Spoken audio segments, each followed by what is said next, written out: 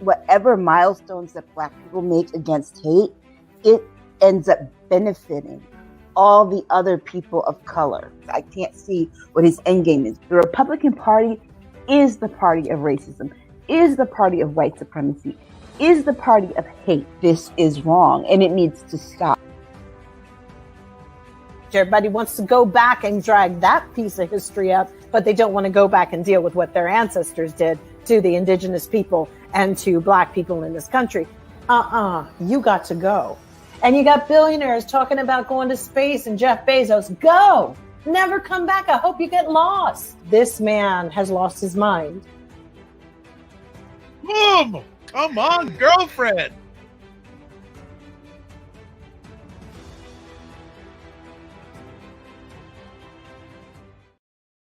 What is up, everybody? It's Dr. Vibe here, host and producer of the award-winning Dr. Vibe Show, the home of Epic Conversations, and I'm the host of Epic Conversations, 2020 Best Podcast News Award winner, 2018 Innovation Award winner given out by the Canadian Ethnic Media Association, and I host the only online conversation in the world for dads and fathers that is co-sponsored by Dove Men Care and Dad Central, Canada's national fatherhood organization. Excuse me. And as part of that collaboration last year, I was part of a team that reached out to over 100,000 fathers around the world. So as always, I like to say you're blessed, highly favored, a magnet for miracles, and a solution for someone's problem. We're broadcasting live March 5th, and most Saturday evenings live.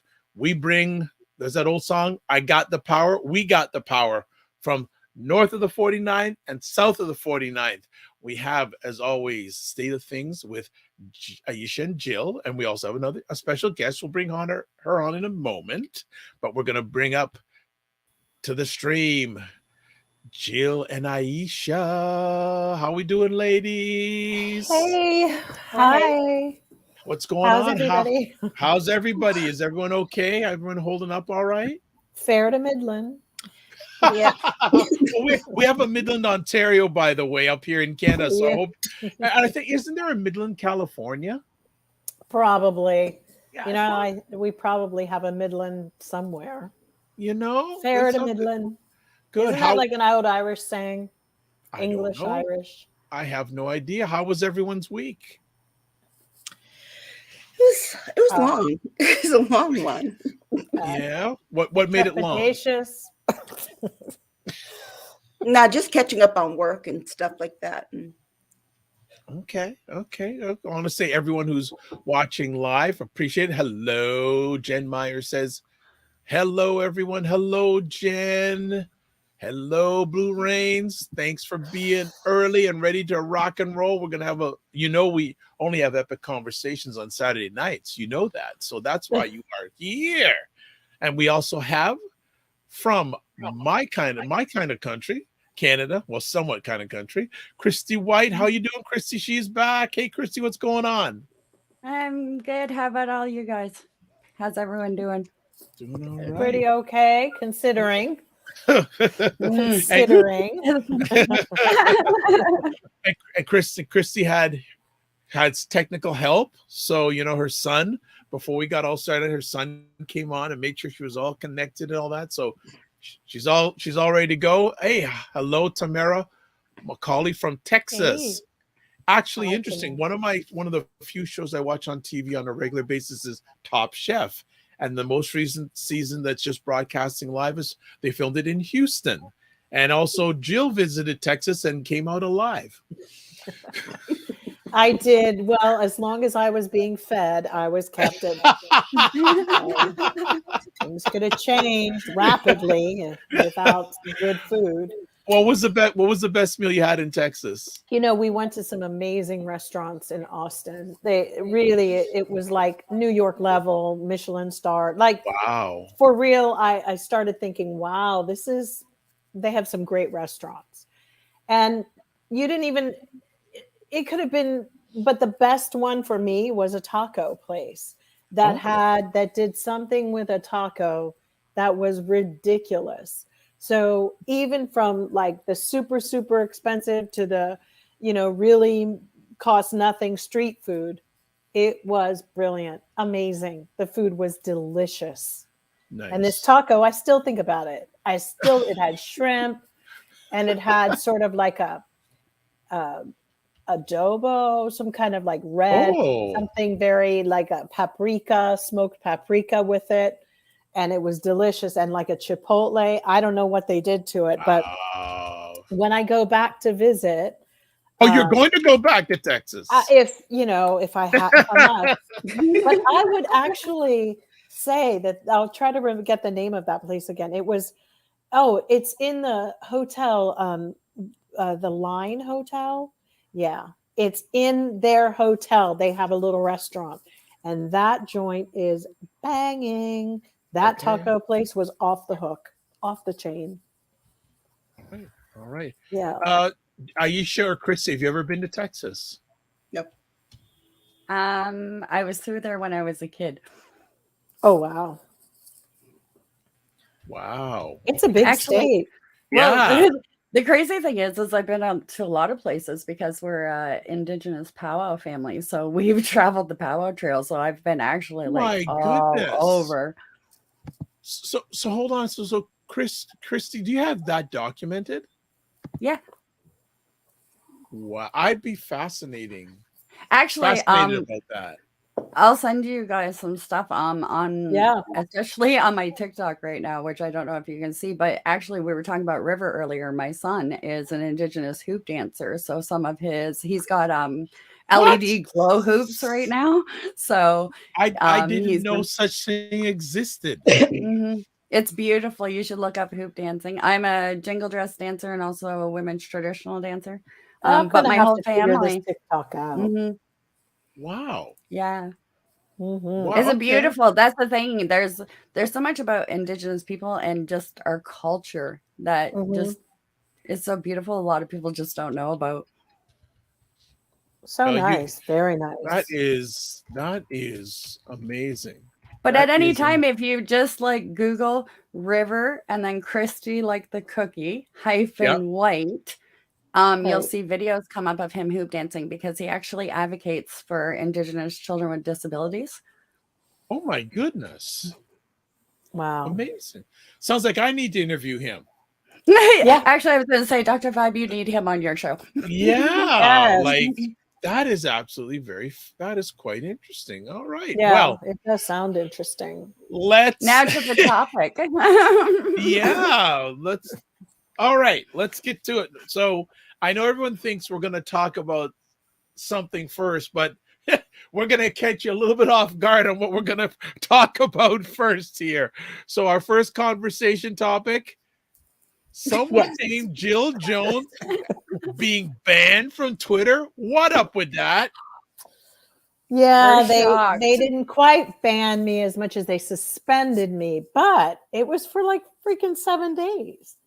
So it was really a shocker because I guess it happened shortly after I got off with you guys last week. I hopped online and it was right at the beginning of Putin's war, and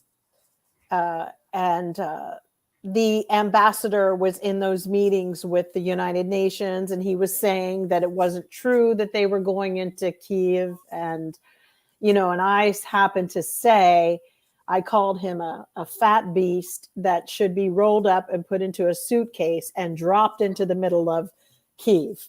And then let's ask him if it's not real that Russia's in the middle of approaching the city to destroy them.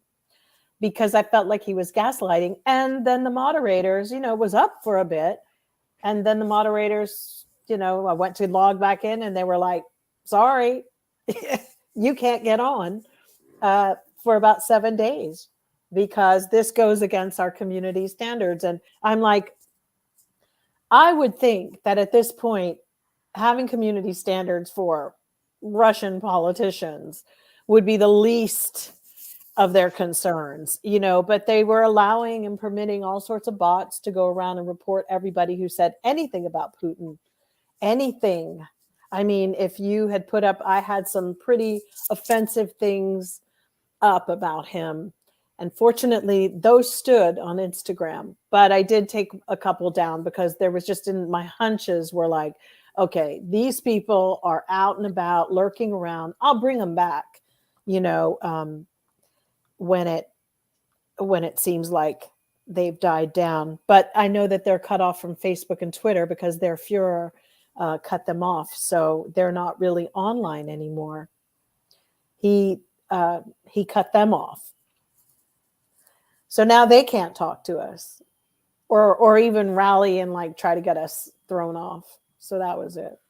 So I feel like I always told people I know at least one celebrity. Now I know a real celebrity. Now you're real like hanging out with Prince plus banned from Twitter. Man, yeah, you got to earn your stripes, right, to get thrown off. It's disturbing that whoever their moderators are, and I know it's a really tough job for them because God, I've heard horror things that they have to see, but I don't know. They just have to do better. This is not, he is a beast. And he is, they were gaslighting. And actually, to be honest, I don't think they should have been allowed online anyway, lying and gaslighting people. That to me is something that needs to be taken down. As soon as you see any politician, gaslighting should be removed, especially when you show people in another split frame walking into Russia, into Ukraine. We live in a really weird time. Not to throw this off topic, but, my husband was talking about the mind-bending warp thing that's happened in America, where we were hearing about a popular singer who had stolen somebody else's song and it came out and there's a lawsuit. And people who are fans of this singer, Dua Lipa, are like, that's not true. That's a false lawsuit. And I'm like, listen, the songs are being played side by side and it's, pretty identical. And we've gotten into this. And then you turn on something else and you'll see people, musicologist from Rolling Stone says that this is not, the reason it's not a direct copy is because the B minor went to an A flat at the, and here's the problem that we have. Because of the situations with Tinder swindler, the Anna Delvey situation, the case, all of these people who lie and have been con people, and we have January 6th where they're telling you that's not an insurrection, that's a party, people having fun. This type of thinking has actually, like a worm, gotten into the psyche of American people, and they do it now on everything. There's some shit that's just common sense. Common sense. You can hear it. It's like what they did during the George Floyd court and the Dante Wright. When we don't stand up as people, and I may like these singers or these talents, but we do them no service or justice by defending bad behavior or things that are wrong. You can still like them, but two things, as Aisha said, this whole week has been my saying, two things can exist at the same time. You can still like them, but they should be admonished for something that they've done that's bad. And that goes across the board on everything. We've gotten to a place where we don't believe that two things can exist simultaneously. And I believe she was speaking about, for that topic, which we'll get into, was about the Nigerians and the Black people stuck in Ukraine. But they can. And we may hate the game, but we still as humanity can't hate the player. We can't let our humanity go down and start going, well, they left those Black people stuck over there, so we're not going to feel sorry for the Ukrainians. It's like, so I know I went on a broad sweep there, but that was my motto all week because, I had nothing to say to people except that. So, Jill, when do you get out of Twitter jail? Tomorrow, I think. Yeah. Oh, I gotta say, I deleted it from my phone, and I don't feel so bad not having it. All they did was made me cancel my subscription because I was like, y'all not gonna cancel me for 7 days and have me paying for this blue shit. Bye. Click. I cut that off immediately. So that was the other thing, because I had a blue subscription, so I didn't have to look at ads and all that kind of stuff. But the minute they played that game and wanted to keep me and keep some of my money, even if it's daily prorated or whatever. I was like, bye, you haven't sorted this out yet, because that's not, you need to protect me from trolls, because this was not against your community guidelines. I refuse to pay for this anymore. So I won't. So they lost a customer. Yeah, and this keeps on coming up periodically in our conversation. We need to do, if and when the world settles down, or the U.S. settles, we need to have a whole conversation about social media, not only from the users end, but the companies end. We need to have this conversation on who gets banned, who doesn't get banned, et cetera, et cetera.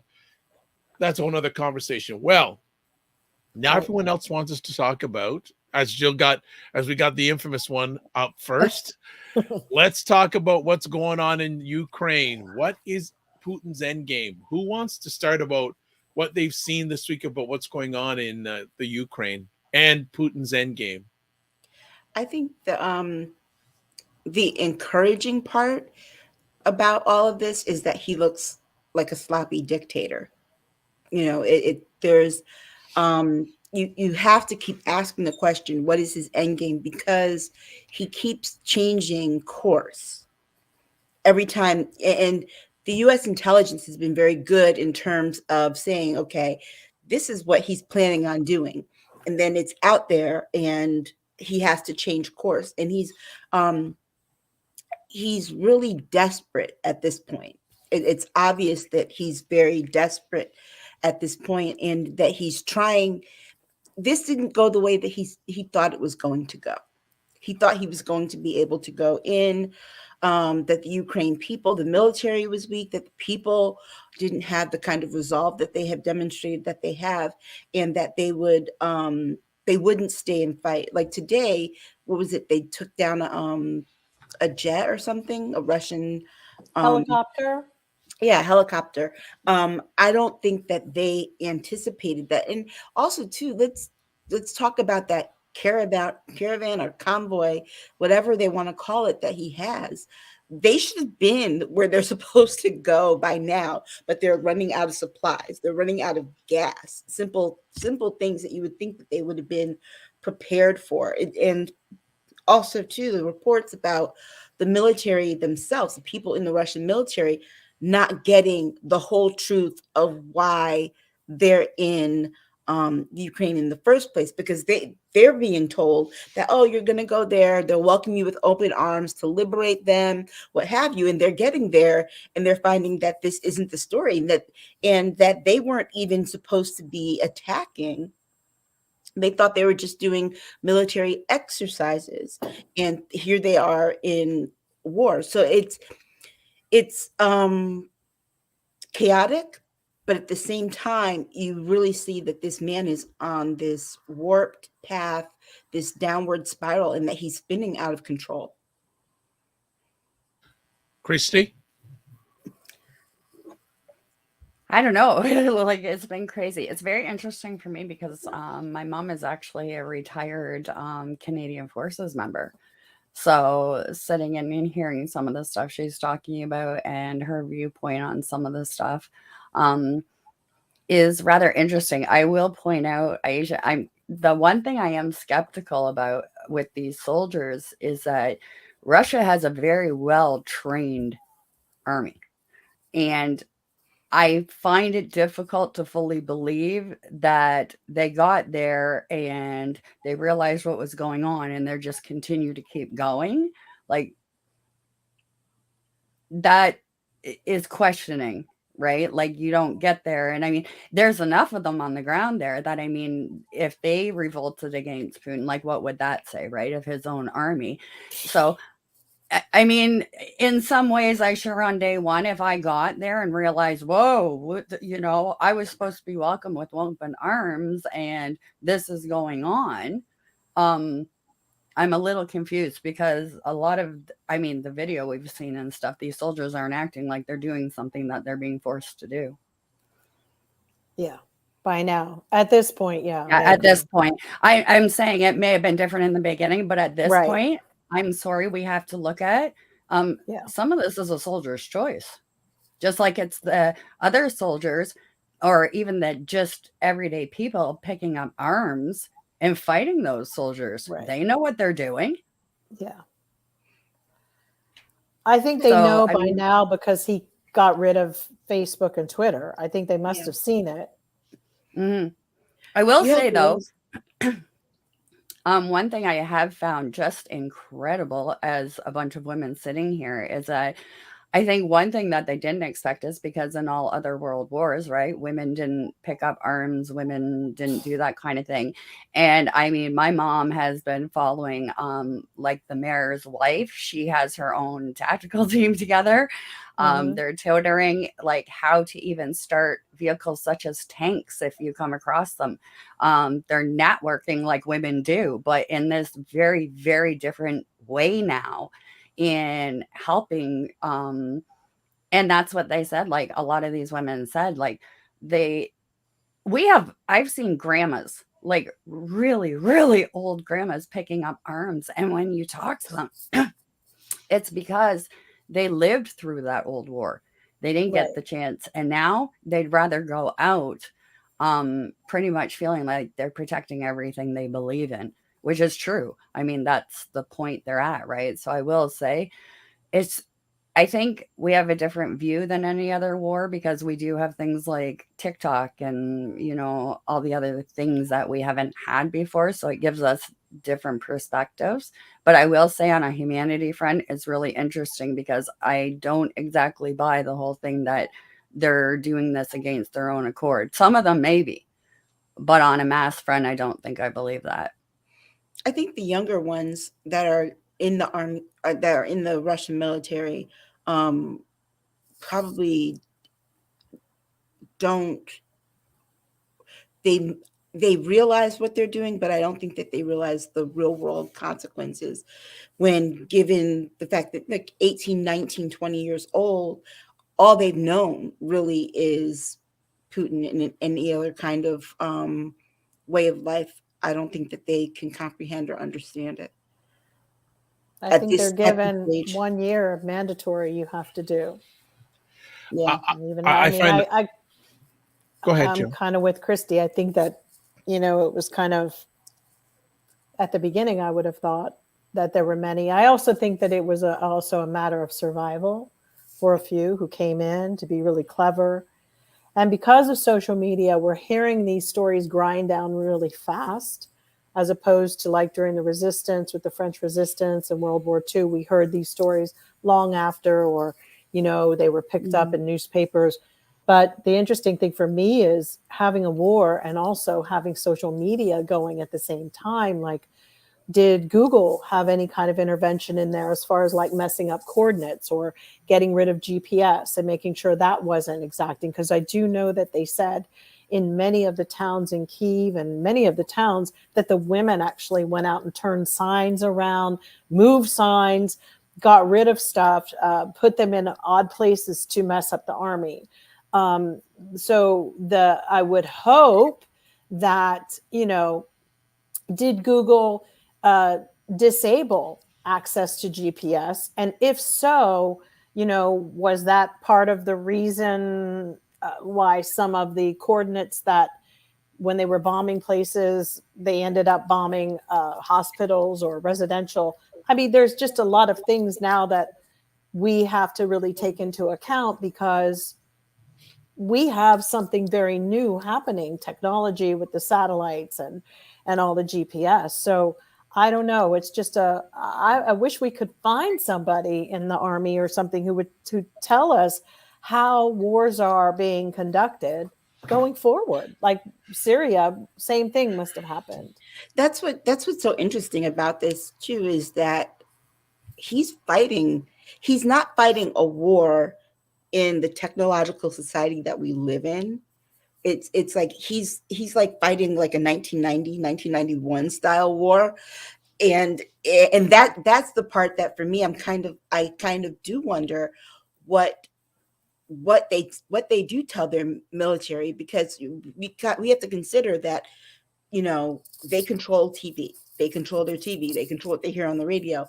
And, you know, there are Americans that have contributed to a lot of the false information that they're getting because of the echo chamber that we have here, the pro-Putin echo chamber that we have in this country that they're playing on loops nonstop for their people. And so the perception, if you were to sit, it's one of the reasons why I can't sit and watch Fox. If you were to sit and watch Fox for like 3 hours, you would think this was a totally different country, the United States, than what it actually is. So the perception that people are getting on the ground there versus what the reality is, it boggles the mind, because it's like, how is this man not planning properly? It doesn't none of it makes sense. It just doesn't seem like, it's like he's way off his game. And I heard someone on the TV the other day, I think it was a Ukrainian ambassador. He was like, you know what? If Putin wants to die, he needs to just go in a bunker and do what the other guy did in 1945 in Berlin. He doesn't have the guts to do it. He thinks he's too special. Yeah, he does. But you're right. We put on Fox, actually. My husband put it on because he goes, I want to hear what they're saying. He, in about even like an hour after listening, he was in shock, mortified that we have a country full of stupid people that actually listen to that and not even question its integrity. It is not even remotely geared to people with the intelligence of a 7-year-old. Even the conversation, the way that their verbiage, the way that they even explain scenarios, it's really dumbed down. Now we're talking about, this is pretty brutal. It's really bad. We're no better. Yeah.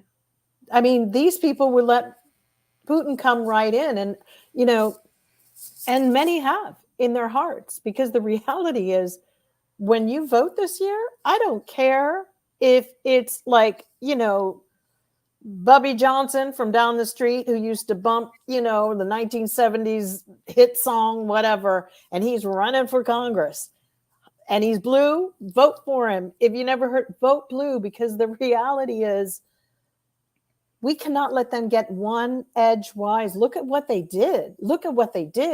The only reason the jig isn't completely up is because Putin basically had been dragging Trump's ass for the last year since the insurrection. And he just finally went, fuck it. You know what? I had enough of this bullshit. I'm going to do what I was promised I was going to do. And that I said in Helsinki when we were there, this was the deal. I had a deal, and I am not putting up with this BS anymore. And he checked out, and he got rid of his useful idiot and his useful idiot Trump's problems, and went and said, war's on.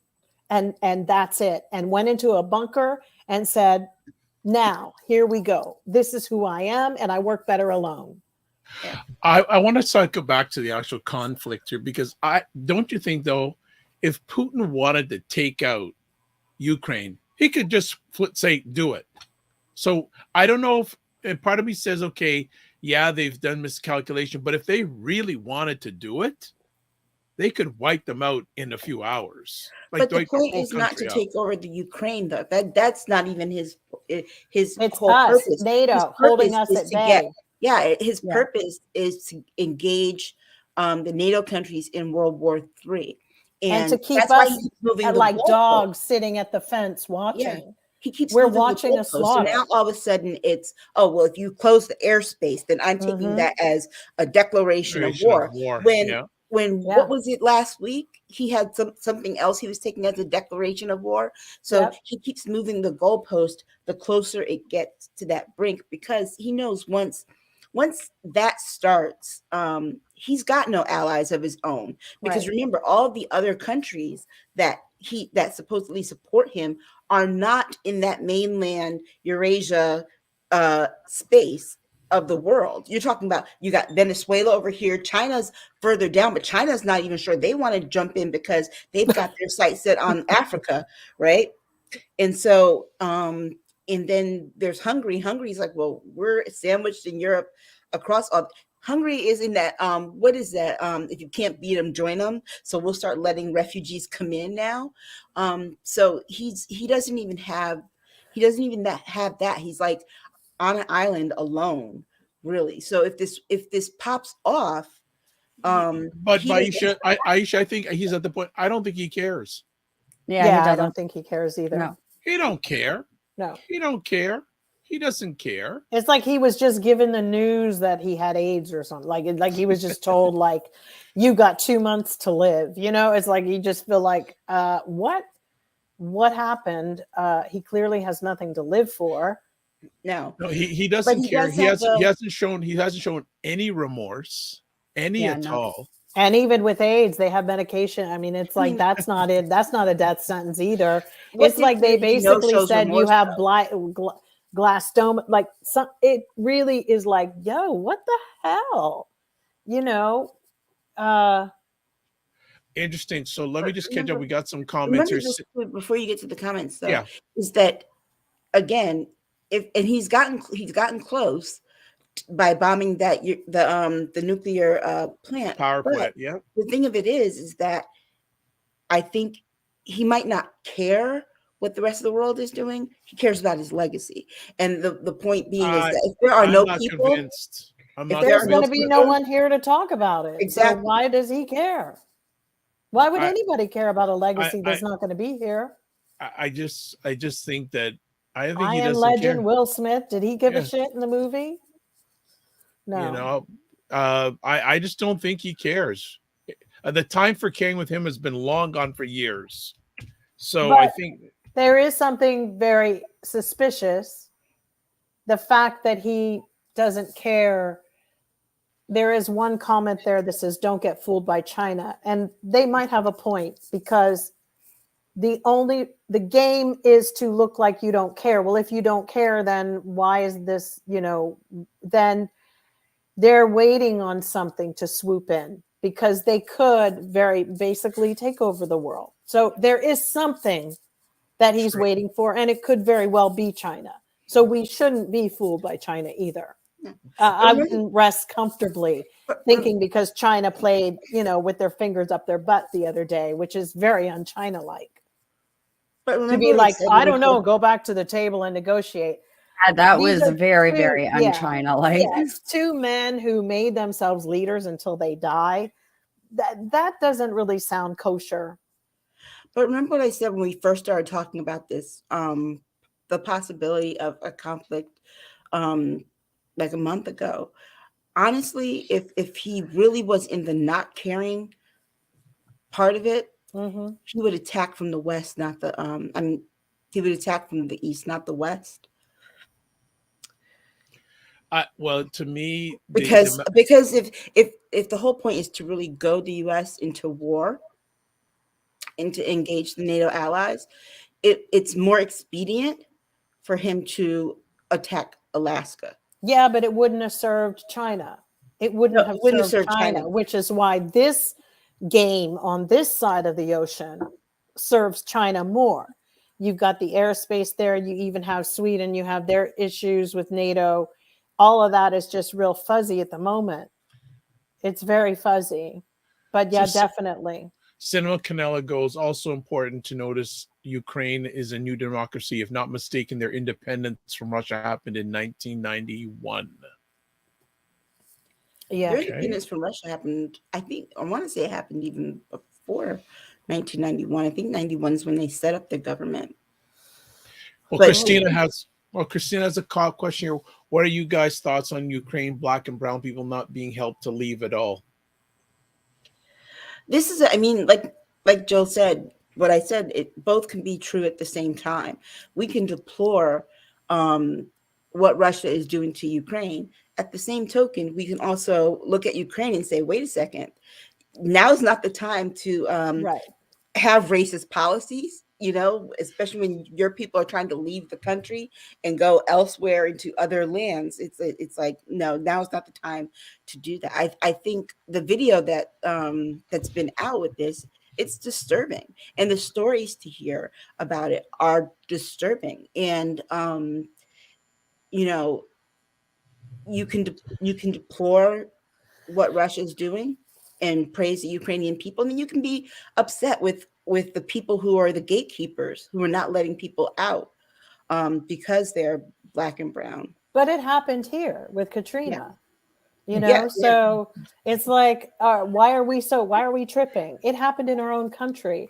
The saddest part and the reality is, it should cause people to think about what actually happened during World War II as well.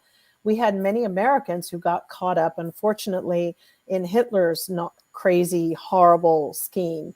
Musicians who were there, and Black people pretty much just got scooped up quickly and taken away.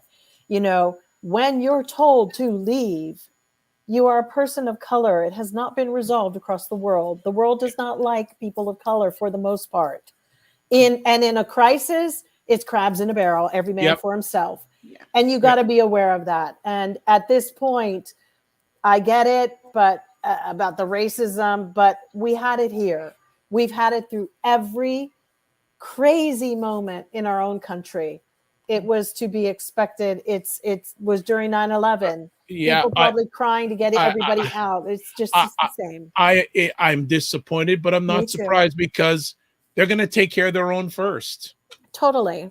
Yeah, and anti-Blackness is not just a United States manufactured. It's global. Right. It's global, right? And also another thing people don't really understand is that a few of those countries, because they're not NATO, the ones that are not NATO, first of all, it wasn't just Black people who weren't allowed to leave the country. At the very beginning, the BBC captured, there were a lot of men, particularly from all over, even Americans, who couldn't leave because they were trying to figure out, are they Ukrainian? Do they have dual citizenship? If they had dual citizenship, they needed to stay because Zelensky has said 18 to 60-year-olds needed to stay, which is why I'm still very perplexed how that dude Maxime, who's on Dancing with the Stars, even got out of the country, because technically he shouldn't have. He should not have been gotten out, and whoever smuggled him out, that's the only way he got out. He is well old enough to have been forced to stay like everybody else. But I guess he said, I'm a celebrity, get me out of here. The other thing that happened is that there were things about trying to figure out. One man from England went, and they told him his passport was fake. They were from America, actually. They told him his passport was fake. These people had gone to collect a baby that they got from a surrogate, their child, and they were both at the border. They let the wife go, and about 15 hours later, the husband was allowed to go because they had to check with the embassies and however they're doing. Now, with Africans coming into Europe, even coming in immigration-wise in America, first of all, African people tend to have longer monitoring on their green cards. So if they marry somebody in this country, whereas somebody could marry, like a lot of people come here, marry somebody to get a green card, and they can stay married for 2 or 3 years and it be done, and they go off and they're fine. Russian people, a lot of people, come here, do that. They don't get checked for that. African people, however, can't just do that. They tend to have to, if they got divorced after like being married for 3 years here, forget about it. They would deport them. They would deport them and not give them the benefit that they give other people who have a green card that's for a longer length of stay. That first initial stamp is really critical. And normally they make people who are African who come here have to renew every 5 years, whereas sometimes people who are white can renew every 10. It's just the way it has been and is. Now, when you go to Europe, if you try to have an African visa and it was given to you to go to Ukraine, you are entitled to some of the EU, but not all of it. Your visa only entitles you to be where I guess the NATO countries would be. Now, hopping over to Sweden or whoever is not, that was another problem at those borders, because we don't really know who wasn't letting who in or out. And that's the big question. Who, maybe maybe they couldn't let them in. Maybe Sweden was like, hell no, back up, you're not coming in here. Let's just catch up on a few things. Jen is saying, Jill, I read that story. The couple barely made it out with their new baby. And also saying Maxim definitely got out on a train to pull him because of his celebrity. Absolutely. And he really, you know. But to me, though, you know, getting back on the Ukrainians, I think it's only just a matter of time where either my hats off to the Ukrainian people being so defiant, even to those who are coming back into the country to fight. Like, incredible fortitude, bravery, but this one don't look good. And like I said, like what I thought when I heard about the nuclear plant, I said, it's over. That's when it was just over. Because if you hit that nuclear plant, those people are for lack of a word, they're sitting ducks. But again, it goes back to what I said about him being sloppy. You know what I'm saying? How did he miss that? How did he not? But Aisha, maybe he didn't miss it. Maybe it was deliberate. But that's what I'm saying, is that I don't.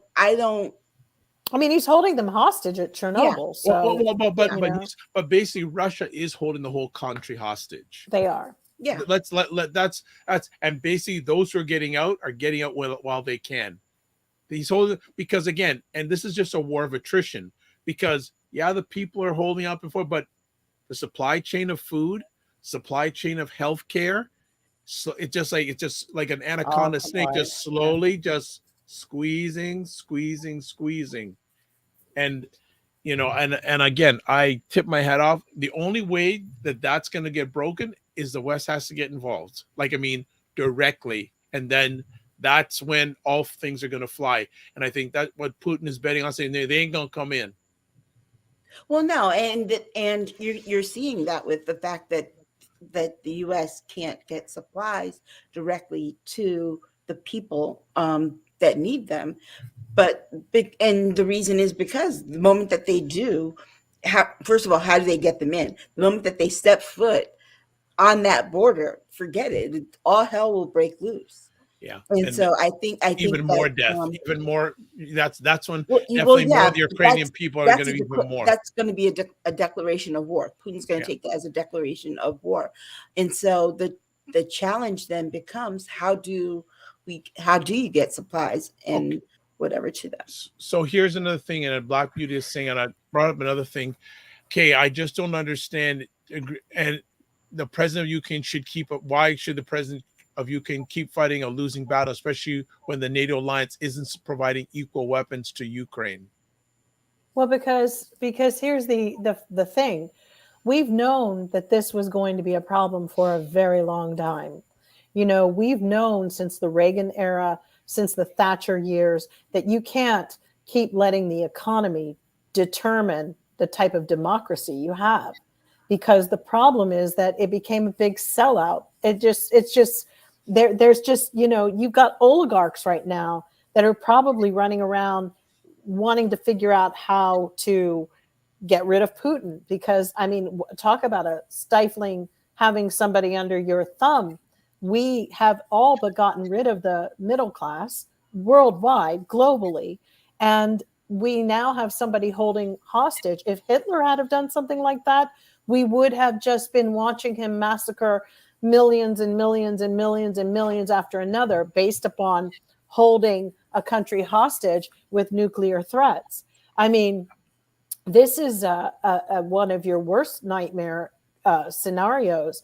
And at this point, someone like a Donald Trump, thank God, isn't in office, because it was going to go down. The only difference with that is that Trump would have just handed the keys to the kingdom, because this is another way to erode. We're just here, and seems like a losing battle. And at some point, we're going to have to figure out how to extrapolate these people, which we can't do because he won't even stick to, you know, allowing a pause. We have people who are renting Airbnbs. People are still in their homes, and we're paying for Airbnbs for people that will never go there, just to make sure these people have some money. to live because they couldn't get out. They have somebody elderly. There's people in these residential communities being bombed to death. He is a killer. He is killing children. There are people, there's no more oxygen in hospitals. Yeah. He is killing them slowly. He we haven't even heard half of the stories. Yeah. Well, and even a surrender. I don't know. You've got a man who's traveling with crematoriums. What the fuck does that mean?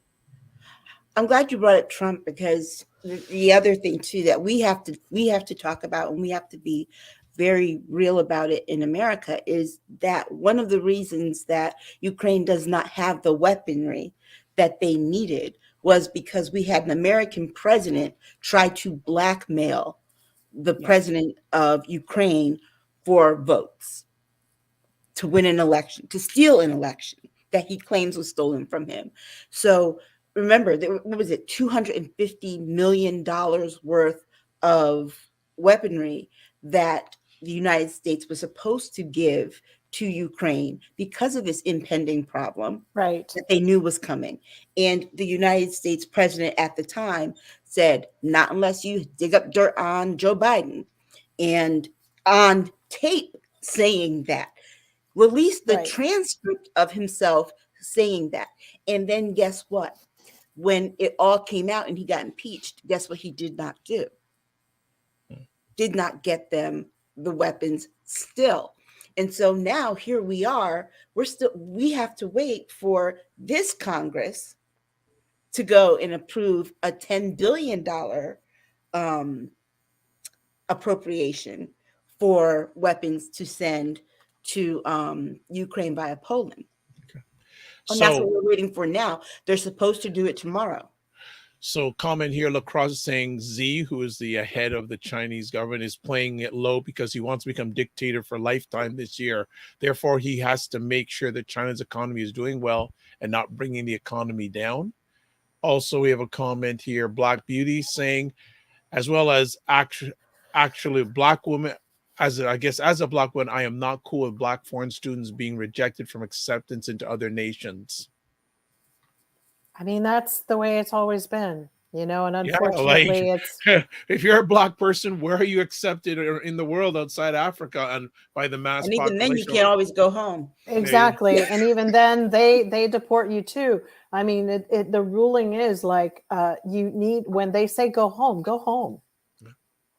Because we have serious situations going on. And even Joe Biden had said, we will not, he said to every American, the embassies, we will not be able to get you. Yeah. End story. Loud he was clear. Very clear. Very clear.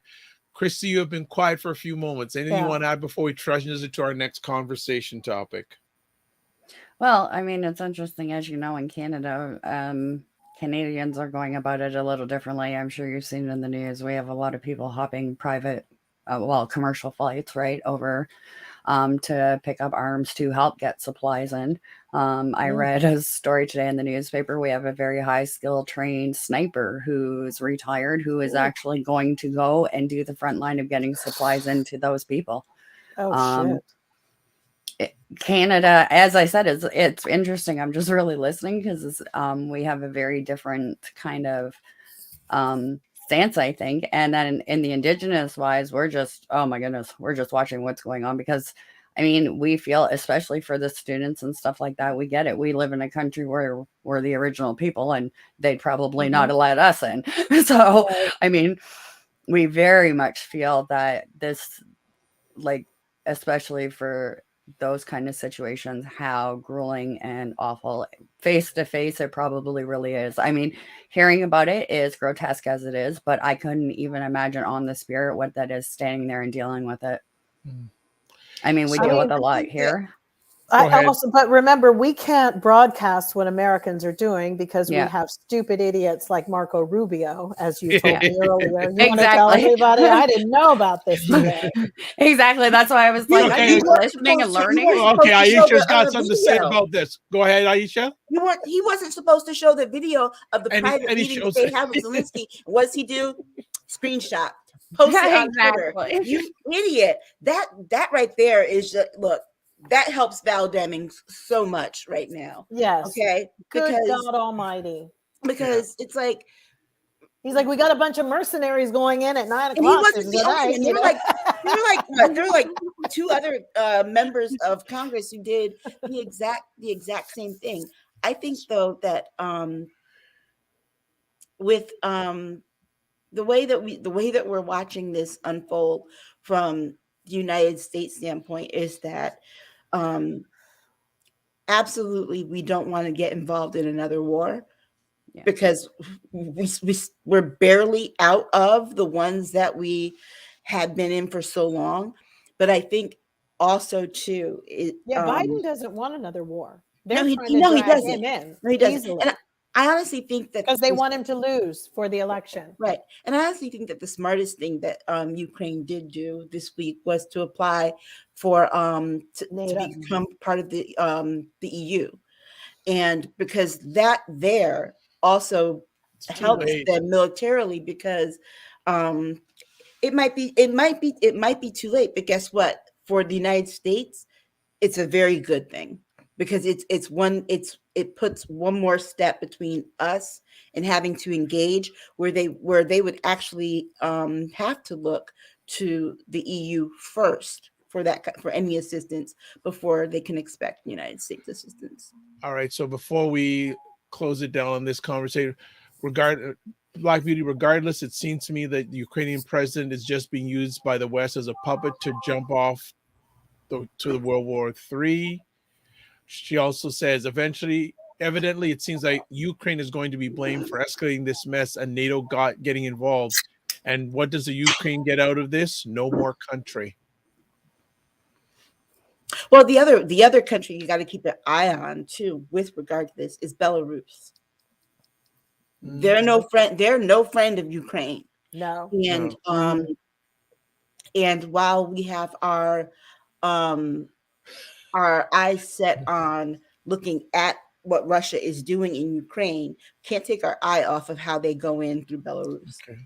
So here's an interesting. Go ahead. I will say, for on the Canadian side of like politics in the way of like Trudeau's stance, I don't understand this. Don't go, but if you do go, we'll try and help you in any which way. It's very different than Biden's stance of don't go, we ain't helping you. Right. Well, Trudeau's actually going over to Europe all next week. Physically, he's going to different countries, and I'm saying, are you crazy? Well, because everybody wants to be a peacemaker. Look at Macron. But no. He seems to think that he's going to make strike pay dirt with. No, you don't want him going. No. Vibe. No, but the reason why, look, maybe call me crazy. You probably are thinking what I'm thinking.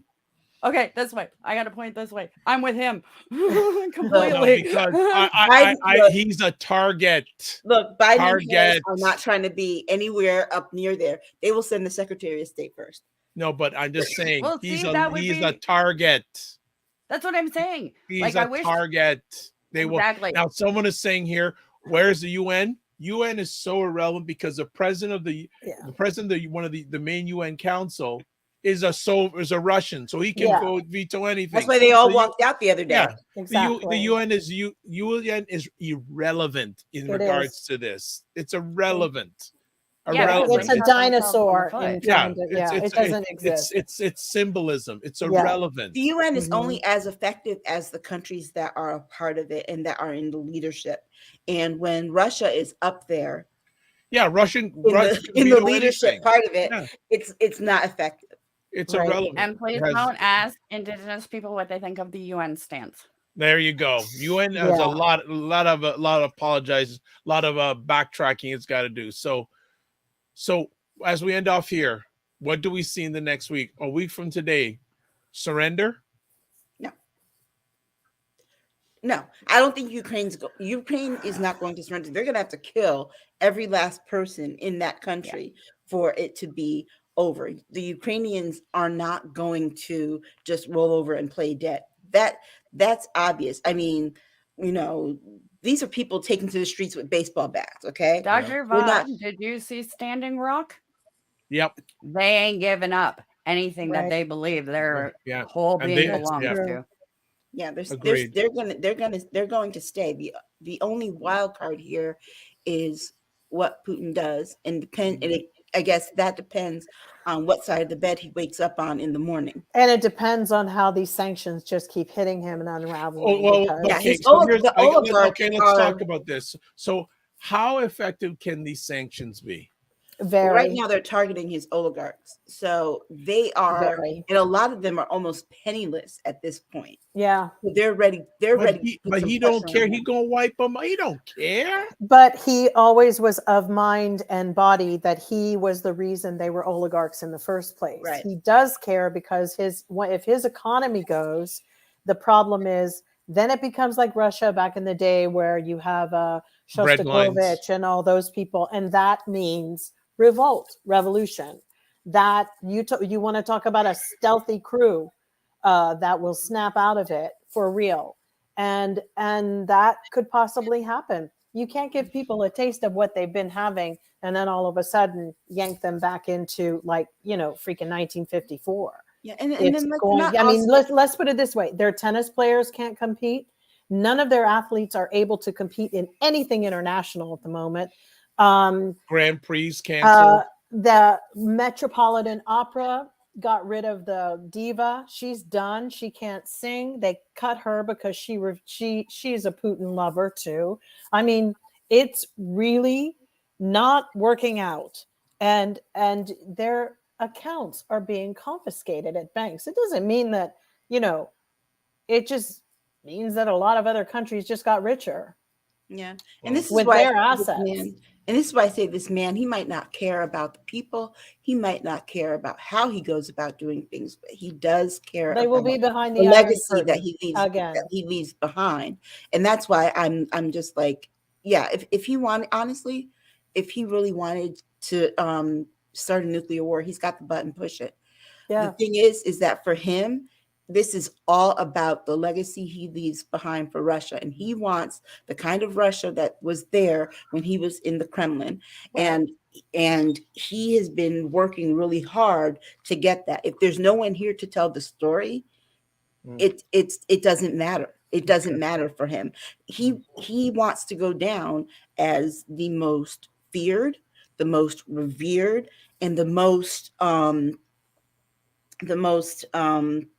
authoritarian leader that Russia has had in 2 centuries. And you can't forget that era. There's still people who are like elderly that are, of the Biden age group and people older than even Putin who are still alive that remember Russia during that time, the land where nobody smiled. If you look at pictures, nobody smiled. And, there are people now freaking out that they could be sent back there and deported. I mean, just because of the way the state of that country is. That doesn't sound like a bunch of people that are eager to, back to the days where we scrutinized everyone who's Russian living in a democracy. That was hell for people. That's going to happen. It's already happening now. Yeah. I mean, you couldn't even be a freaking doctor here or a scientist without being scrutinized and, called a commie and all this crazy stuff. And a lot of times you weren't even allowed to be here. It's true.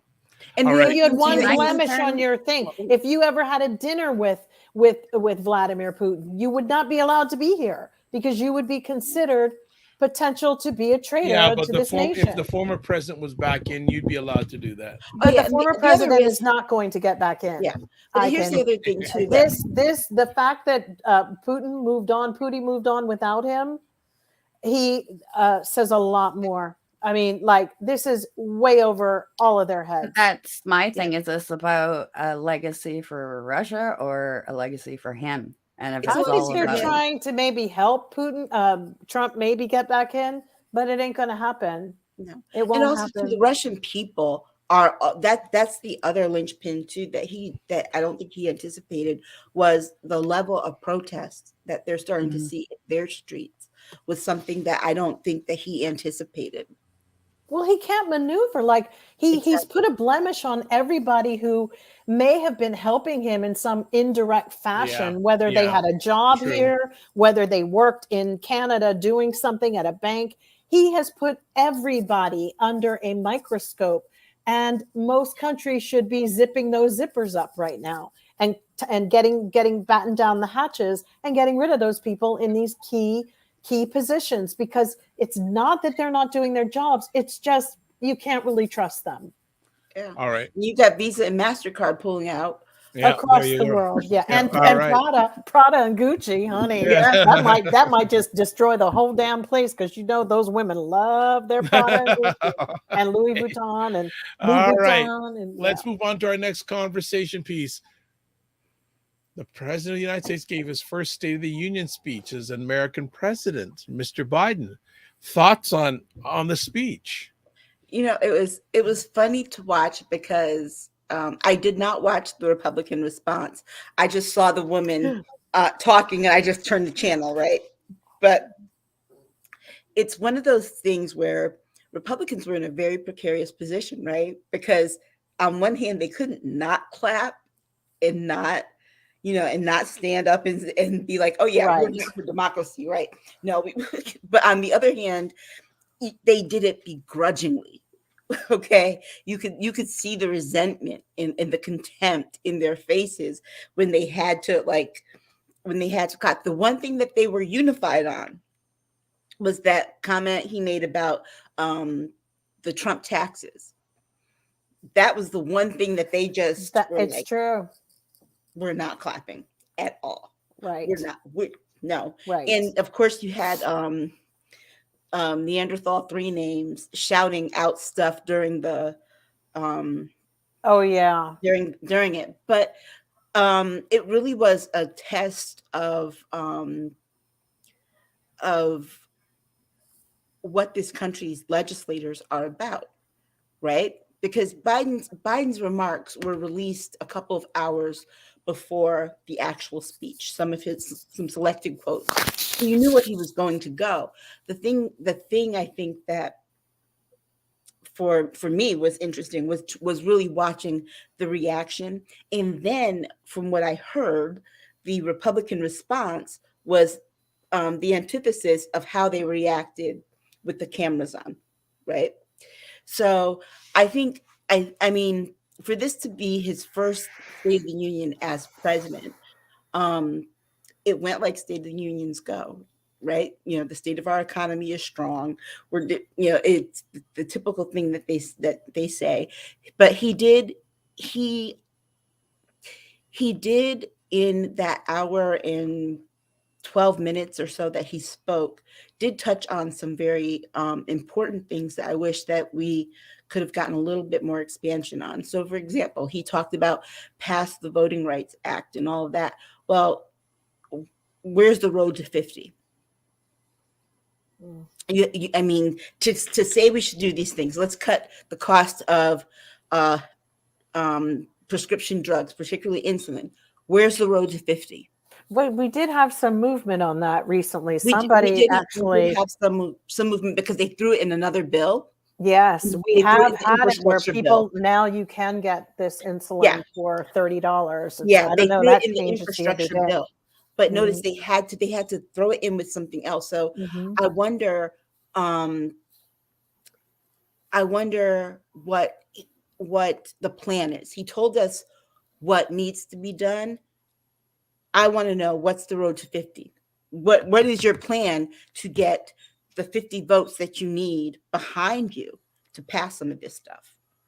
That's the one thing I didn't come away with. What was everyone's reaction about him saying funding the police? I mean, it's not like it's a secret. I mean, it's not like when defund the police came out 2 years ago that he was up there all of a sudden saying, yes, that's true. It was consistent, and then changed his standpoint. Yeah, he said what he's consistently said for 2 years. True. The nuances were the things that you had to pick up on, was the training and the enabling of special services like mental health, things like that were were the key takeaways from that particular point, because he didn't say anything about funding the police that he hasn't said before. There was no shocker there. Right. It's true. So on a scale of 1 to 10, how would you rate President Biden's first State of the Union? It was after 4 years of a State of the Union, where you had this whale of a man who it felt like a bloodletting before. Every time he was doing something, talking about how great he was. Instead of having to watch Rush Limbaugh get a presidential medal, instead of having to watch how he's responsible for record low Black unemployment that was consistently going down anyway. You didn't get it was a big difference. Like it was like a return to normal. Like, oh, he said what a president is supposed to say versus feeding his own ego. We had the Trump show for 4 years, which was like a spinoff of The Apprentice. It's still in some ways it's still going on. In some ways it's still, but remember that those last 2 years, remember during COVID, he was having one of those things every day at 4:30. It's true. He was bringing the press together so he could just blow up his ego. And so this time it was different because we didn't see a president with an overbloated ego saying, oh, well, I did this and I did that. If anything, he needed to press more about the things that they did do and they did accomplish and really highlight that, because that's going to be the key to winning the midterms. I did see old Howdy Doody Merrick Garland. Somebody got the puppet to sit up and sit there. He was alert. They took him off of life support. Wait, the next day he did do a little presser. I mean, I don't know. They got no I don't know where. Right? It's like, yo, could you imagine if they gave him Viagra? Oh my god! Oh my god! I mean, for real, like he's really like he's a real downer. Like he's like, hello. He looks so depressed all the time. Depressed. He looks deflated. He looks like somebody slowly just like pressing the air out of him. Like just get slowly. Him a cup of coffee, get him some caffeine, something. So when I see him, I give him some yerba mate. I've been drinking it lately, and it's a hell of a job. I just can't deal with him. I am just so not on board with him. I don't trust him, and that's a big problem for me because I believe we are in this position because of him too, because of him being so damn slow. He's not taking care of business. He played it wrong. He seems to think that the strategy is about accumulating enough gumballs and putting them all together and then showing up with them. And this is not that strategy. I always question people who use the similar strategies that they used when they tried another case, or that's what they're used to. That's not a thinking person's way, and a forward-thinking person on how to stay tip-top, He really has missed the mark. Had he been pulling the Jenga thing out and shit falling, no, really, you gotta. He's playing the tortoise and the hare game. Totally. Thinking that the tortoise, slow and steady wins the pace. But no, slow and steady. We don't have time for slow and steady. No, by the time you get to slow and steady, it's like, oh, we're not even playing that game anymore. Next thing you know, Merrick Garland's going to drop dead with all these open cases, right? And all of these gumballs. Merrick Garland died from boredom today. Exactly. And it's really bad because he's missed the mark. And that was the one maneuverability about Trump, that he is 3-card Molly, and this one isn't even. He's what? Isn't it 3-card Monty or 3-card Molly? No, I thought, I just wanted to make sure. Trump is that game on Times Square. He is the little, where's the ball? That's Trump. When you go and people get their money fucking stolen from them all the time, that's Trump. Now, Merrick Garland is playing freaking solitaire. It's not, I was like, dude, please, we gotta get this together. This is not working. And so my whole point is like, snap out of it.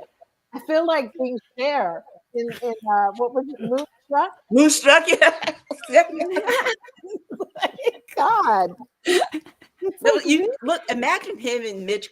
I wanted them to show a split screen no. of him and Mitch McConnell, the tortoise and the turtle.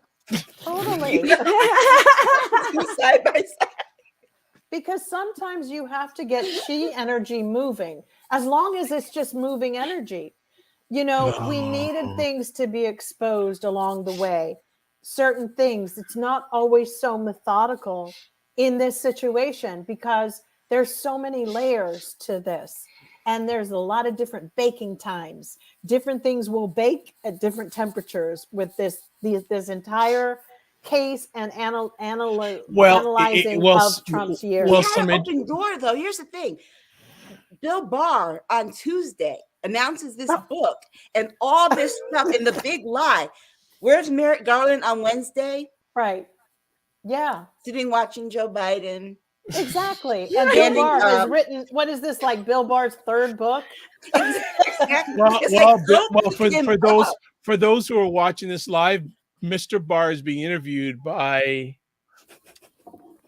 Lester Holt tomorrow night. He also has a book coming out where he and a book too. Yes. Trump lied. This movie. This. Yeah, and this is Here We Go. It's like he's given people so much time. It's like and said, get on your horses. Go on. I'll catch up with you guys later. He gave him like a head start. Yeah, he's like, let's see who can write out the statute of limitations first. Right. I'll just wait here. I still don't trust him. I don't care what anybody says. I don't. And I guess some other developments before we get to our next conversation piece. One of the high up people in the Oath Keepers is on trial this week, and his son is testifying against him. How old is his son?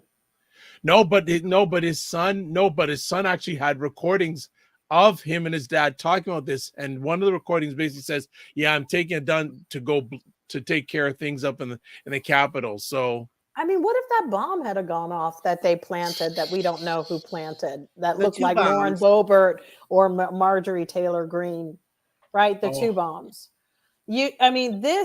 I just keep sitting around and going, wow, we really who wrote those Jason Bourne scripts? We need to go smack them around too and go, no, really, we never had it like that. So we never had intelligence like that, I guess. So let's move on to our next conversation piece. But I will just say here, interesting, there's a war going on in Ukraine, but I think from where I sit, there's civil war going on in America. Oh, yeah. I'll leave it at that. We know that. Yeah, we're not prepared and we know it. Yeah. All right. Aisha wanted to talk about this one. This is my favorite WNBA player too. Yes, Brittany Griner being detained in Russia. Aisha, give us the lowdown on this. Well, actually, as a side, my daughter and I noticed about a week ago, we're like, BG has not posted anything on Instagram, and her Instagram posts are usually really interesting to follow. So today they announced that she, the last time she posted was February 5th, and they announced that around that time she was detained in Russia. They're saying it's because of a vape cartridge. Strangely enough, this is her eighth season playing for the UMMC in Russia. If you're not aware, a lot of women who play in the WNBA go overseas to Russia and China to play because they make 10 times what they make here. The average WNBA salary is about $100,000 a year. It's an interesting choice. I have to say, the WNBA announced about a week or two ago that they had moved all of their players out of Russia. But today, Russia actually is the one who announced that they have detained Brittany Griner. But she's been arrested on drug charges, right? Allegedly, yeah. But here's the wrong place to be. But this is the other part. This is the other side of it too. Is that you wonder, because she's been back and forth for 8 seasons. I look, and I was watching Twitter, and like people were like, what is she doing over there in the first place? She's been there since October. But when did this go down before? To me, this is just me still. You ain't catching me in any of those countries in any part of my life. You've got to pick like where you want your money. This is the problem. That no offense to her, but it's not always about money. It can't be. You got to really have some integrity. Why would you go to a country that's been plotting to take stuff from your country? Why would you work there?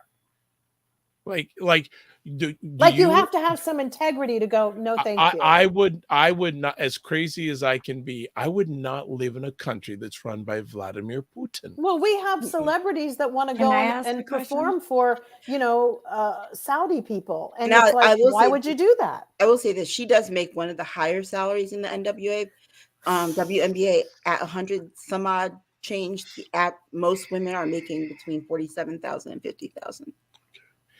Christy, you had a question. Okay, so I just briefly kind of caught up on this story earlier. So Aisha's brought some information that I didn't realize. So I have a question for you. She's been there since October? Yeah.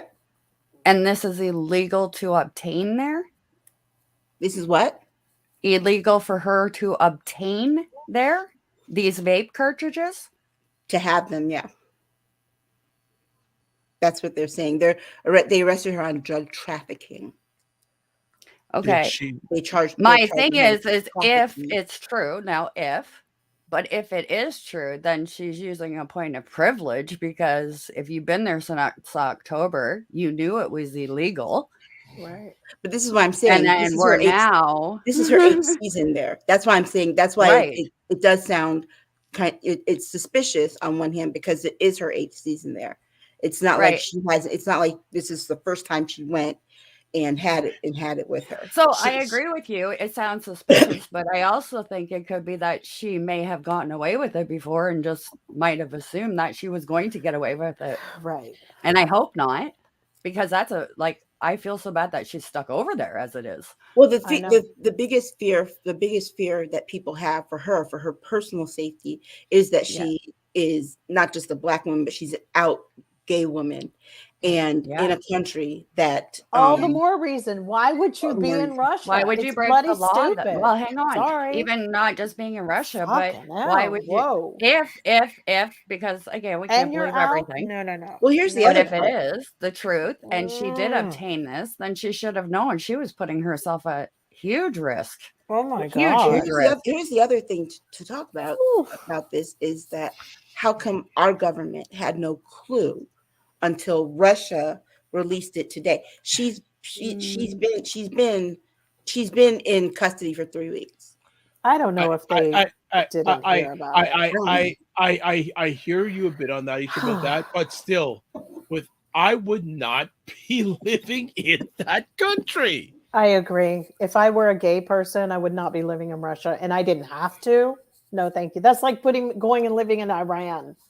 In Iran and going, oh, okay, I'm going to go work there. And I understand. I guess you have to make questions, money, and whatever her principles are. But even no, I just wouldn't live in this climate. Not even before this climate. Again, the person who rules that country in this economy. No, thank you. Right? Exactly. They're very. He's anti-gay. You're playing with fire. You're playing with fire, right? And it's only a matter of time before somebody rats you out, uses you. I mean, really? And you're a public person? Mm-mm. And I hope she gets off the charges. There was 25. Here's the other part too that we have to talk about. There were 27, I think, WNBA players playing there. Period. How do you lose track of one? And again, and I feel for her, but I would say to those 20, if I had the opportunity to speak with each, I would to them in a mass, I would ask them this question: do you know who rules this country that you're playing in? Yes. Do you trust the person who rules this country? They're saying that the vape cartridges contained hashish oil. Yeah. in her luggage at the airport near They said Moscow. hashish or CBD. They're not. No, hash. Well, ladies, regardless, hash is used normally. Whether it's CBD or THC, the whole thing is it's still illegal. And in her can't take CBD down to Texas. I can't. I mean, especially if this is. I mean, she's not new there. She or should to know London. I can't take my CBD creams to London. You're right. I can't that's take the thing. If people come to the U.S. or Canada, we expect them to follow the laws, right, in accordance to them, right? So the same thing is, I'd want to know, like, if this is factual and this was found on her, then why did she think she? So would Blue be Rain okay? Blue Rain brings up a very interesting point. Yeah. Do we know why we're hearing about this now? That ends up being the question is why are we hearing about this now when this happened at the beginning of February? Yeah. Okay. Why do you think? Why do I think? Yep. I think it's Putin trying to get his Switzerland moment, like what they did with ASAP Rocky. I think Putin's saying, U.S., don't play with me. Yeah. He's using her as a pawn. Oh, absolutely. And here's the other part too. We have to remember is that a lot of the information that we're getting on her detention and her arrest and all of that is coming from Russia. We're getting Russian information. We don't have any of our independent information. Blue Rains, I do agree. I think she's being used upon. Conveniently, this has come out now, and it's a warning from Putin saying, "Don't mess with me. I can do this with any American." But all the more reason we banned them from playing too. Medvedev That's right. Can't So this play, is the tit for tat. So it's a tit for tat. But the reality, we didn't send anybody up where they're going to go to the gulag. But the reality is, this happened. I guess the February, the date that he kept saying, do not travel, whatever. She should have been new. This was February 27th. She should have been on a plane. I don't know what she was thinking. I don't understand. She was detained February 5th. But the president of the United States, I come back to my question. Who is the ruler of that country? Yeah. How does he treat people? Is she the only American over there in this position? She's like sports-wise? That we know of. Sports-wise, I don't mean. That's the other interesting fact too. Is that about 2 weeks ago, the WNBA said that they had gotten their players out of Russia. That's the other nuanced part of this is like, how did they get all of them out? But there's this one that's left, and they never mentioned it because she must have stayed. Well, and I'm wondering why they would. No, she's actually still detained. They've had her in jail in Russia for 3 weeks. If I am not a Russian living in Russia right now, I am getting the first plane out of that country. I know. I don't care what my position is, because I think that Mr. Putin, look what he's doing. Like, anyone who disagrees with him, look what he does. Whether it's internally in his own country, how he suppresses people in his own country. Absolutely. Right? If he would do that, if he does that to Russians, what is he going to do with non-Russians? Look what he did to Navalny. No freaking way. I would have just quit basketball. And look, I sympathize for Ms. Griner and all that, but and all these players. But okay, you got to make your money. But what's more valuable, your life or your money? Well, and my other thing is, too, can I point out, is on her side, something she might want to look at is, I understand that they pay more for some of these sports players, but what is she modeling into the way of other young women coming up in her position about going to a country under that kind of scrutiny, just to play a sport, to get money? Yeah. And my opinion. I mean, and I get why they're going there. I get it. Oh yeah, and that's me. But I think there should be more lobbying about them being able to stay in a country where they would be safe and well protected and it's not been supported. on our safe list for a long time. Yeah. Russia. And that's what I mean. It doesn't even extradite, to us. So why would we're at that place again? Well, one of the things though too is that we have to deal with in this country, at least when it comes to the W, is the pay gap. Because remember, the WNBA is owned by the NBA. Yep. And they pay their male players to the point that they don't even have to consider having a side gig. Yeah. And I think that if it doesn't open up anything else, that I sincerely think that the W will probably change its pay scale. But we have basketball players who go and play on European teams too. The big question is, how can you go and play for Russia? And in Russia. But it just shouldn't even be included in the grouping. It's not safe. But again, it's an individual because we have people who are older. She's 31. There's people who are older that want to play and make more money and have longer parts of their career, or they didn't make it in the NBA and they're over there. But are they stuck over in Russia too? No. There was a big disconnect. Yeah. Well, but the league is going to have to answer to the fact that they said they got everybody out. Yeah. I agree with that. Okay, I agree with that. I agree with that. But the bigger question is, why did you go to that country when the regime is there? Yes, I understand. A drug charge is that's akin to being in freaking Bangkok. And we have never been successful at getting anybody out of Thailand and in Turkey or any of those places. We have never had a track record of ever getting people that have been Americans accused of drug trafficking in these countries. Ever. Yeah. Sad to say. So I think it's a chess movement from Putin, of course. But like I said, I don't know if Russia's done it yet. But I'm sure we may hear in the next day or two, people say, you can't leave my country. I don't expect this to be over at least for 4 to 6 months. At least. No, I will not be surprised that he will say, if you're a foreigner, you're not, and if you are from a country that has economic sanctions against Russia, you can't leave the country. Yeah, why wouldn't he? Why not? He's not. This is the thing. We're expecting, it's like everybody who's upset because Black people can't leave. There are no rules in war. And you're going to somebody who's a warmonger, who you're expecting him to follow the rules. In a communist society where wake up. Wake the fuck up. That's not going to happen. No way. He basically said, I'll give you a half an hour to get your shit and get out. And that's that. And boom, I changed my mind after 15 minutes. That's not someone who's negotiating. That's not even someone who's diplomatic or on an estate level of government or policy. They don't care.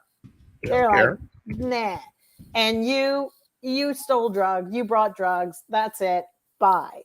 That's where he is. And this is very, very worrisome. It's very, very worrisome. And see, and again, the charges could be propped up charges. We don't know if this is the truth. I mean, Khomeini took hostages. The truth that we got from Iran Russia. Took hostages. Remember what you said. This is the truth we got from Russia. This is how credible is that?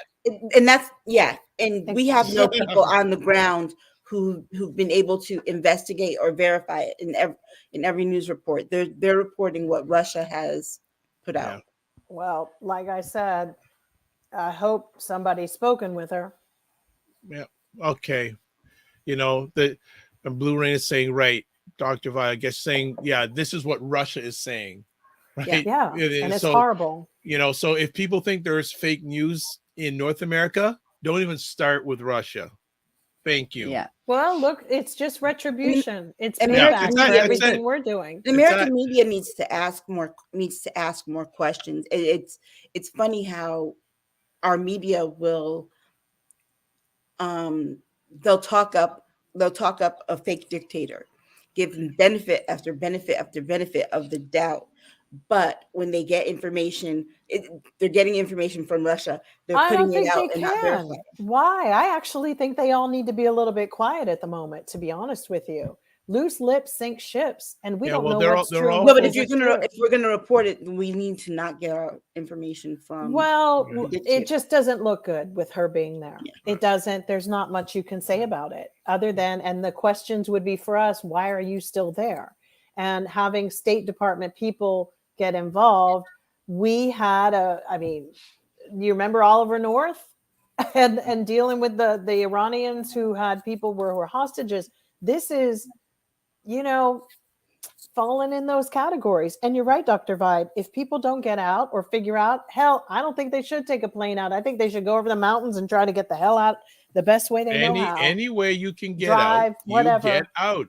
Yes. Look, leave. Get out. Get out. And don't wait to be told. Okay? Yeah. You shouldn't have even waited to be told. Like that to me is just I don't think I'm a smart person, but you're not catching me in Russia. For the last 10, 15 years. Yeah. Right? Look, I know. I'm even hesitant to go to the United States. Why am I going to Russia? Right. I'm sorry if I offended some Americans, but no. I'm not saying I don't say I'm in the paradise, but no. She said NBA players go everywhere to play. They may, but they need to really double think that right now. It's good that they go everywhere to play, but investigate where you're going. And we're not in a peace. This is not peacetime. This is wartime. So it's very different. Right? Wartime is different. I know some of them go play in China and all that. Just be careful. Use some better judgment. I wouldn't even go to China. I wouldn't either. But let's move on to our final conversation piece. I thought that'd be a short conversation, but that got nice and deep. Final conversation piece. Chrissy can update us on this. More unfortunate news. More Indigenous graves are being found in Canada. Yeah, so the news this week is we have another residential school that we had, they had surveyed, so we got the data back. They haven't even gotten all the data back as it is, and our numbers for unmarked graves right now is over 10,000. The crazy thing is in Canada, the TRC, which is the Truth and Reconciliation Commission, when they first put this out, they said that they would probably only have about 3,000 Indigenous children unaccounted for. Wow. So where are they? They're just digging up the sites where these schools were. So what's happened is here in Canada and in the US, they were called Indian orphan schools, and here in Canada they're called residential schools. Yeah. And what it was is that Indigenous children were actually by law taken to these schools run by the church and government. A lot of them were brutally abused, but there was a lot of children who were told that, ran away, or where other children through the years have stated, no, they died there. They knew where they were buried. They've been trying to bring this to the government on both sides. But again, when you have two countries that have shaken hands on a policy to completely annihilate one whole demographic of people. So what happened is when this Truth and Reconciliation happened here in Canada, one of our female chiefs out west got really, really smart, and they were allocating money to survivors to do what survivors wanted. And in her community, they wanted the truth. Mm-hmm. So she applied to the Canadian government for this grant funding to do something with their survivors. And what they did is brought in a survey, the whole machine and everything. And they surveyed where the survivors said that they felt there was dead children buried. And that was our first one that was uncovered. And there was, the data at the time was 217 graves there. That was only one school out of 43 across Canada. That wasn't even US. And now they've been going essentially school to school to school. And I mean, even at the school that they just uncovered this week, that's only a very small radius of the school ground that they're still having to survey, go through data. I know at the residential school, we have 2 close to my community. There's one called Mount Elgin, and I'm in London, so like just outside of London, Ontario. And then there's another one that us as Indigenous people call the Mush Hole, and that's in Brantford. And it's actually a museum. You can go on their website, and it's Mount Elgin. And they've started surveying there, and they said they're now receiving the data and they're starting to go through it. So we're just kind of waiting to see what the numbers are.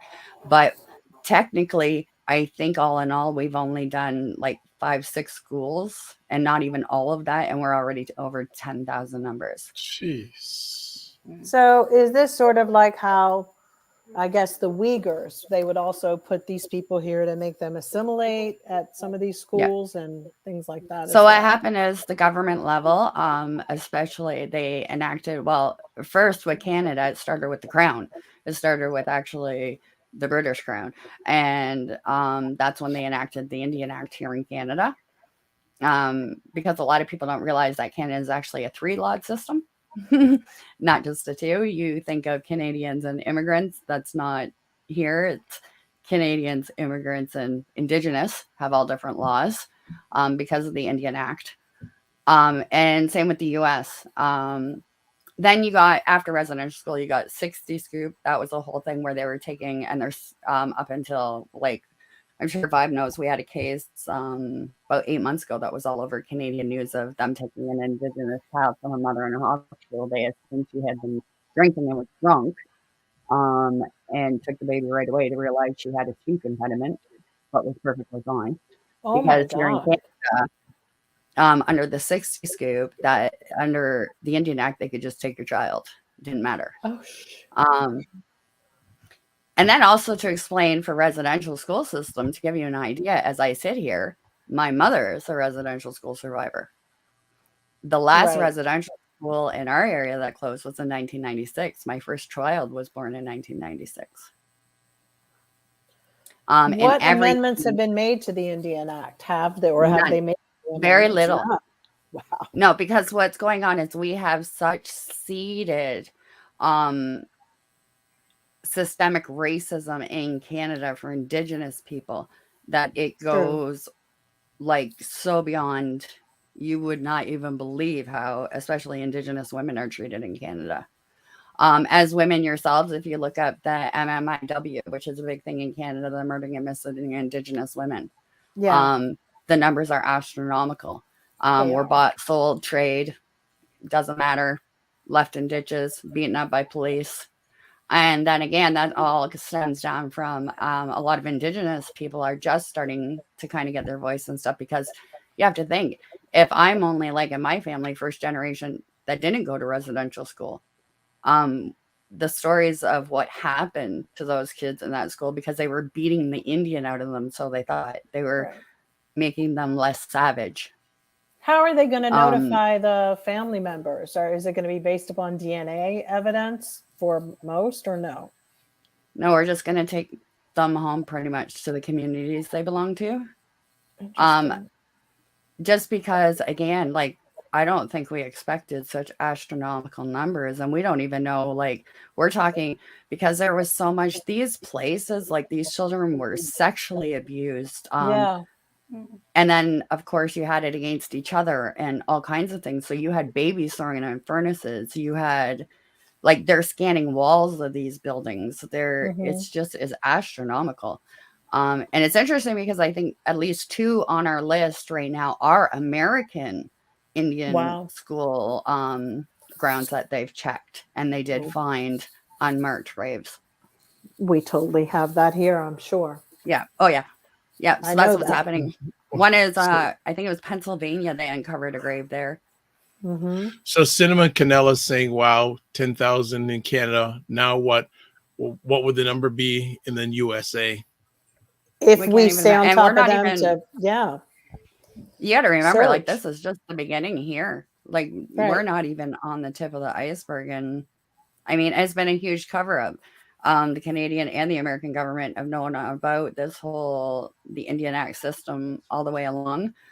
Canada, for example, was floated. I don't know if you remember, Vibe, quite a few years ago, the stimulus package here in Canada that they got was taking out of the Indian Trust Fund.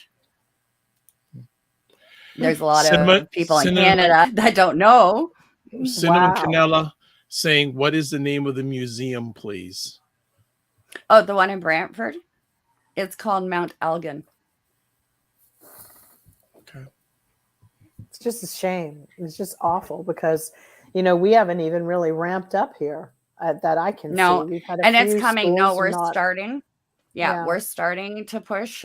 We are pushing from this side now, for especially the U.S. because we have a lot of Indigenous children on this side that we're taking to school over there and vice versa. Well, we had a really crazy thing with a bunch of Catholic churches that had, you know, nuns and stuff, and their abortions and their babies that they dug up. There was one time in the 80s they found one, and then recently where a bunch of nuns had been having sex with somebody and had these babies and buried them alive, and it was or somebody's babies. It just seems like it. If they don't do any DNA testing, then we don't. Maybe they're missing pieces of the stories that would come together. I think they might. I think they might try and do some DNA testing. I think it's just right now. I think they're just so overwhelmed. Oh yeah, heck! Like even us as communities are so overwhelmed. We never expected the number. Well, and I hate to say it, like just in truth be told, like I don't think my generation and under really had a grasp of what their generation and older went through, because when it hit Canada, you can ask Dr. Vivett, like even hit Indigenous people like a ton of bricks. Like we didn't even have any idea because they had been through so much trauma and everything. It was almost like an unspoken thing, right? Like we had no idea what was going on, and they just all kind of went into quiet survival mode. So a lot of us, all of a sudden, when this hit, we're looking at elders, our parents, our grandparents, our great aunts and uncles, and finding out that almost every one of them went to residential school. It was crazy. Well, we are this, and the crazy thing, about all the conversations tonight, they're ongoing. So we will have ongoing updates from Christy in regards to this. You said this is they've only searched 4 or 5 schools.